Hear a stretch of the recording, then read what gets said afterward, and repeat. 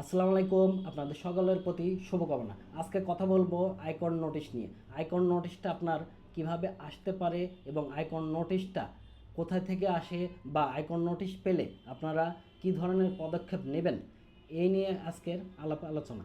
আয়কর নোটিশটা আপনারা যদি পেয়ে থাকেন তাহলে আপনারা প্রথমত কিভাবে পাইতে পারেন। তো প্রথম কথা হচ্ছে যে আপনার যে ঠিকানা, সেই ঠিকানাতে ডাকযোগের মাধ্যমে আপনার নোটিশটা পাঠানো হতে পারে।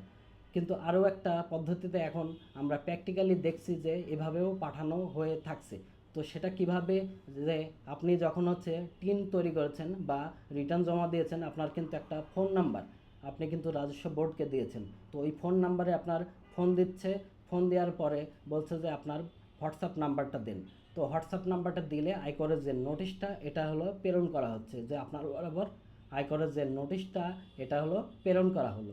তো এই আয়কর নোটিশটা পাওয়ার পরে আপনারা কি করবেন? আপনারা সুন্দরভাবে আয়কর নোটিশটা আগে পড়বেন, পড়ে দেখবেন যে আসলে কি কারণে, কারণটা কি, কোন কারণে আমাদের কাছে আয়করের যে নোটিশটা এটা এসেছে এনবিআর বা আমার ট্যাক্স সার্কেল থেকে। এটা দেখার পরে আপনাকে অবশ্যই ওই সার্কেল বা ওই অফিসে যেয়ে যোগাযোগ করতে হবে। এবং আপনারা যদি মনে করেন যে একজন আইনজীবীর প্রয়োজন, তাহলে অবশ্যই একজন আইনজীবী সহকারে অফিসে যোগাযোগ করতে হবে। এখন অনেকেরই যখন হোয়াটসঅ্যাপের মাধ্যমে নোটিশটা দেওয়া হয়, ওই মানুষটা বেশিরভাগ ক্ষেত্রেই ওই নম্বরে ফোন দেয়, কিন্তু বেশিরভাগ ক্ষেত্রেই দেখা যায় যে আয়কর অফিস আর রেসপন্ড করে না। তো তখন ওই ব্যক্তি মনে করে যেহেতু হলো আয়কর অফিস আমার মেসেজ, মানে আমি মেসেজ দিয়েছি আবার ওই নাম্বারে বা ফোন দিয়েছি, কিন্তু কোনো প্রকার কোনো রেসপন্ড নেই, তাহলে মনে হয় আমার বিরুদ্ধে আর কোনো পদক্ষেপ নাই। এটা আপনাদের ভুল একটা ধারণা হতে পারে।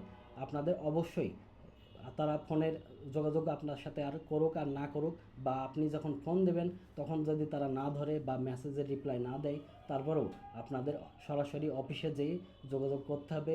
যদি আপনাদের মনে হয় যে বিষয়বস্তু জটিল, তাহলে অবশ্যই একজন আইনজীবী সহকারে অফিসে যোগাযোগ করাটা উচিত হবে। এখন অনেক মানুষই দেখা যাচ্ছে যে এই ধরনের সমস্যার সম্মুখীন হয়, যে নোটিশ দিল, তারপরেও দেখা যাচ্ছে যে ওই নাম্বারেই ওই ব্যক্তি ফোন দিয়েছে, মেসেজ দিয়েছে, তারপরে মনে করে যে আমাদের আর কোনো কাজ নেই, আমাদের যে দায় এটা পরিপূর্ণ হয়ে গেছে।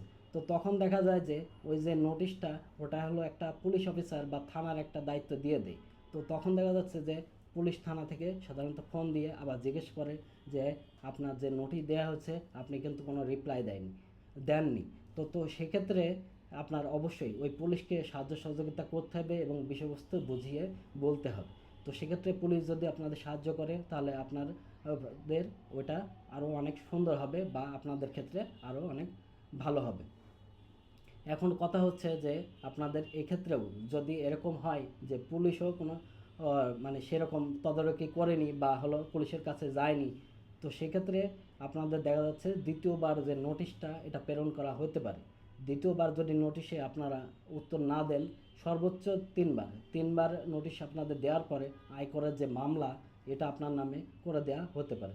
তো সেক্ষেত্রে আপনাদের অবশ্যই সচেতন থাকতে হবে। যদি নোটিশ আসে তাহলে প্রথমেই নোটিশটা কী কারণে এসেছে এবং আপনাদের নোটিশটা কেন আসলো এটা নিয়ে আপনাদের একটু নোটিশটা পড়তে হবে। তবে আয়কর নোটিশটা আসে মূলত কয়েকটা কারণে।